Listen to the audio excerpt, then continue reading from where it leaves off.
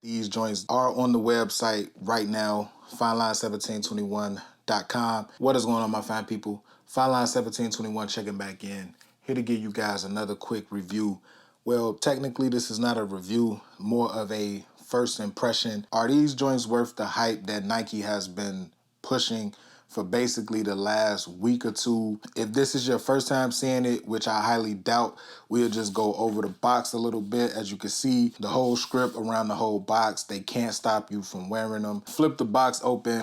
As you can see, we have basically the bottom half of that commercial that released back in 1984 or 1985. Jordan was wearing a pair of shoes and they slapped these red little bars on it to basically say that the NBA wasn't trying to allow Jordan to wear the shoe, but Nike basically just flipped the whole promo campaign, and that's how they started to build hype for Jordan's first signature shoe. Flipping this paper all the way back and getting right into the shoe.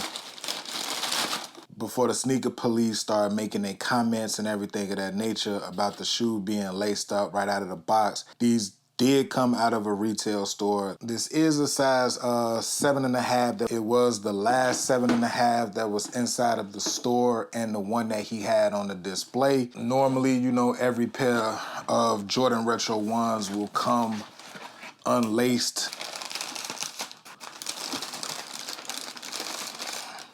And me personally, I kind of like the fact that I did pick up a pair that was already laced up. So you could kind of get a better feel for the shoe or how it looks anyway when it's laced up like such. They do come with a pair of white laces. I wish they would have came with a pair of white laces and red laces. On the Nike Sneakers app, the designers for the shoe made reference to the fact that these are supposed to be a stripped down bread colorway.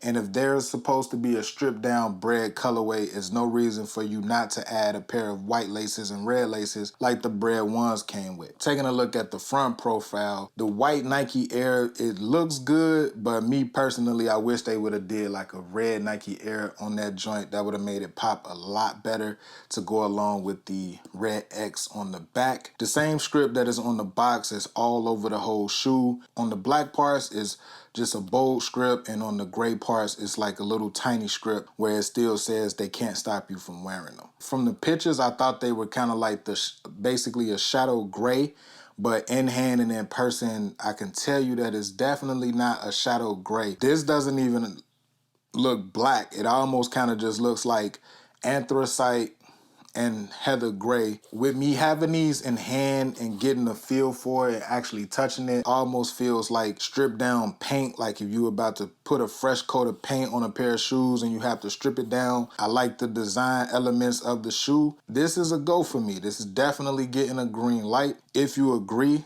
as stated earlier in the video, you can pick these up on fineline1721.com. And I mean, that about wraps it up. Please be sure to follow me on Instagram, follow me on Twitter. Both handles are the same, fineline1721. And until the next video, you guys already know what to do.